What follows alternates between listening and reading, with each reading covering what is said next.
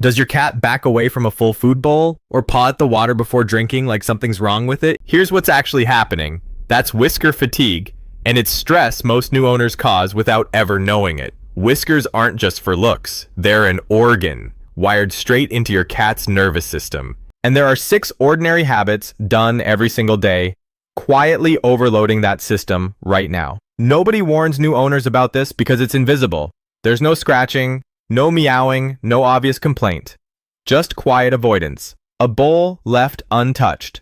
A hesitation before dinner that looks like fussiness but isn't. This is physical discomfort, and it builds meal after meal until it becomes a habit you don't understand.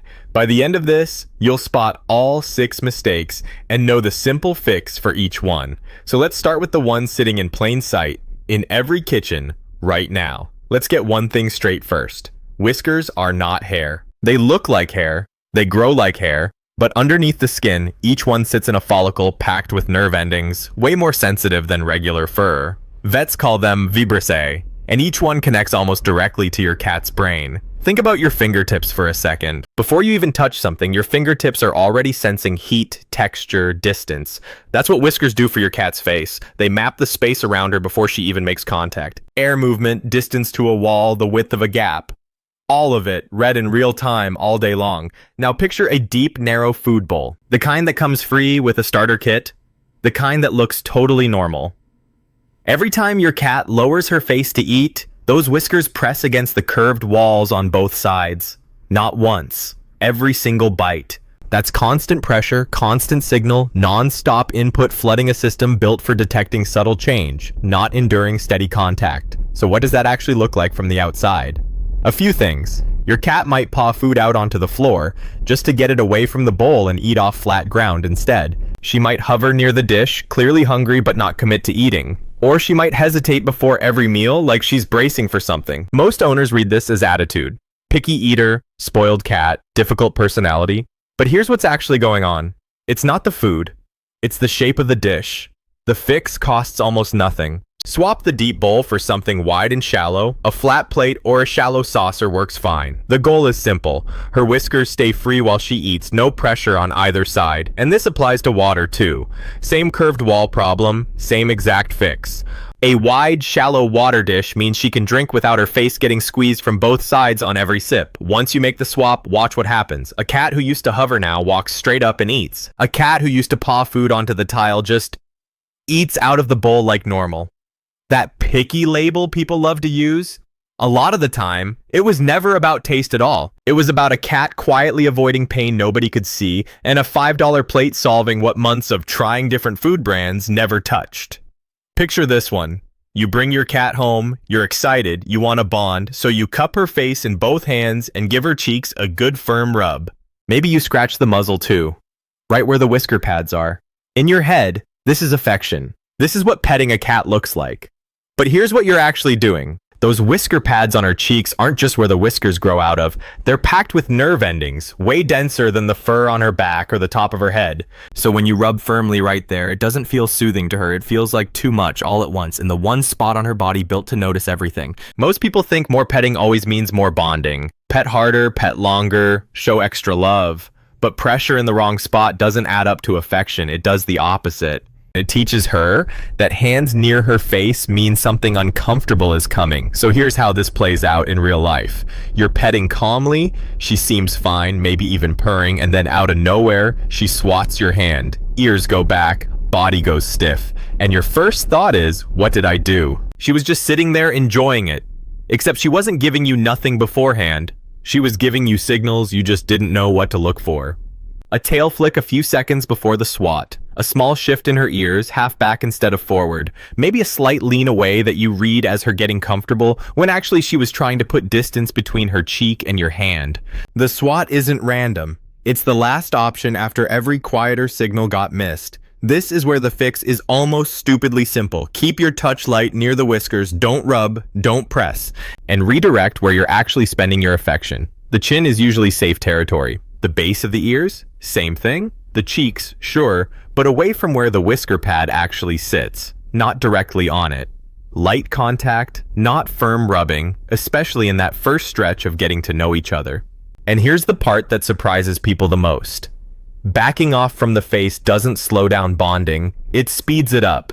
A cat who trusts that your hands won't overwhelm her whisker pads is a cat who leans into touch instead of bracing for it.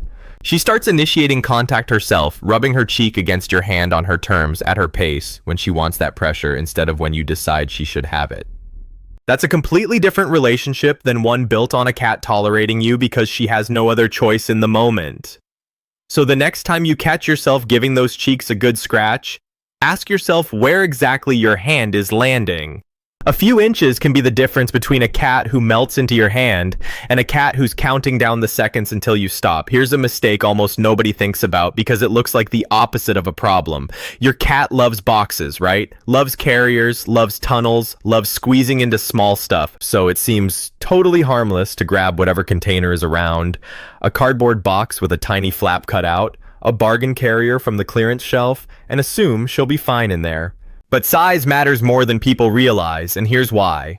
A cat's whiskers span roughly the same width as her body. That's not an accident. It's a built-in ruler, a way for her to know, without even looking, whether a gap is safe to fit through or a space is about to squeeze her from both sides.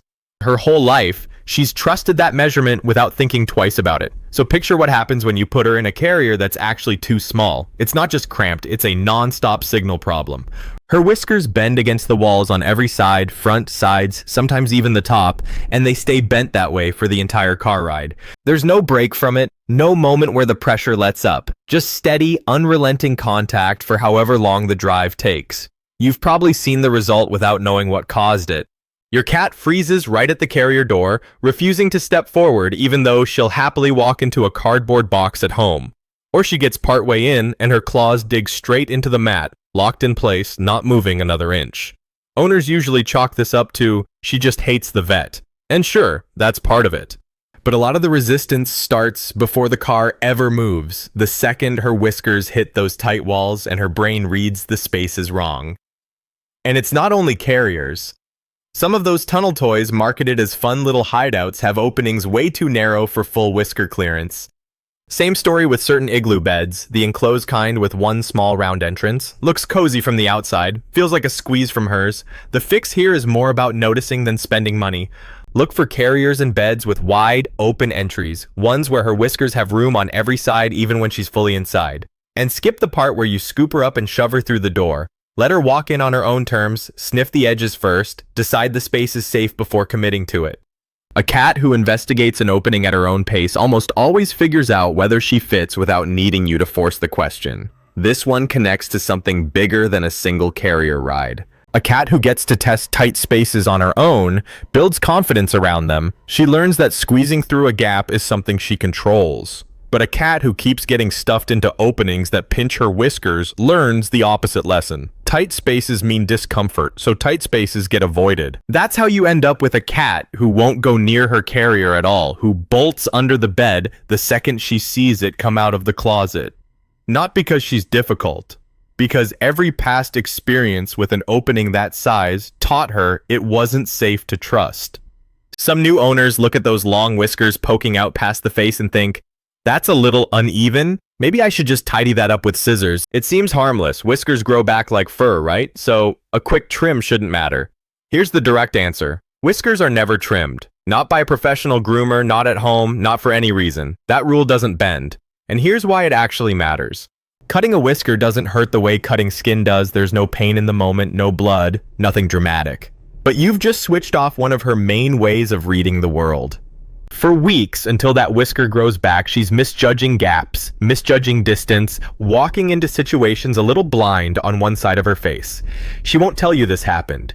You'll just notice she seems off, more cautious, bumping into things she'd normally glide past. Brushes cause a smaller version of the same problem. You're grooming her, working through the fur just fine, and then the brush drags straight across her cheek, right over the whisker pad. That's not a gentle sensation for her. That's the same overload we already covered with rough petting, just delivered by a tool instead of a hand. Watch for it and you'll see it clearly. Her head jerks away mid-stroke. Sometimes a paw comes up and bats the brush before you've even registered what happened. That's not attitude, that's a direct response to unwanted pressure on the most sensitive part of her face. The fix is about sequence, not equipment. Groom the body first, the back, the sides, anywhere away from the face, and just leave the whisker pad alone entirely. Her tongue handles that area fine on her own. You don't need to finish the job for her. A cat who never has to brace for the brush near her face stays loose and relaxed through the whole session, instead of tensing up the second you get close to her head. Whisker fatigue never looks dramatic. No scratching, no crying, just a cat quietly avoiding her bowl, her carrier, your hand near her face. And every fix we covered today costs nothing but paying attention. So go check her bowl right now. Is it deep and narrow? Swap it out and watch what happens at her next meal. Comment which one of these 6 surprised you the most. And if you want to keep learning to read what she's actually telling you, the video on screen breaks down her body language next.